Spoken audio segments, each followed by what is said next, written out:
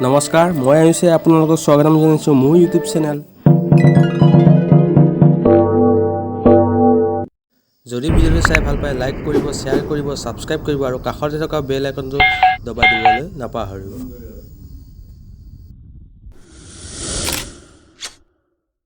হয় এসি আমি সকলোৱে এসি এটিএম ৰুমত দেখো কিন্তু এই এসিৰ কাম কি কিয় এসি এটিএম ৰুমত ব্যৱহাৰ কৰা হয় বলক জানিবলৈ আমি ভিডিওটো আৰম্ভ কৰোঁ সকলোৱে জানো এটিএমত এসি থাকে কিন্তু বেংকবোৰে এটিএমত থকা এসিবোৰ গ্ৰাহকৰ বাবে নহয় এটিএম সুৰক্ষাৰ বাবে লগায় হেতু সকলোবোৰ ইলেক্ট্ৰনিক বস্তুৰে তাপ সহ্য কৰিব পৰা এটা ক্ষমতা থাকে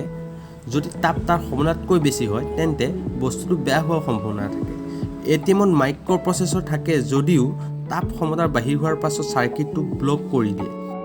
যাক আমি হেং মাৰা বুলি কওঁ এতিয়া যেহেতু এটিএমটো 24 ঘণ্টাই চলি থাকে গতিকে এটিএমটো যিকোনো সময়ত হেং মাৰিব পাৰে সেইবাবে এটিএমটো ঠাণ্ডা কৰি ৰাখিবলৈ এটিএম ৰুমত সদায় এসি লগোৱা হয়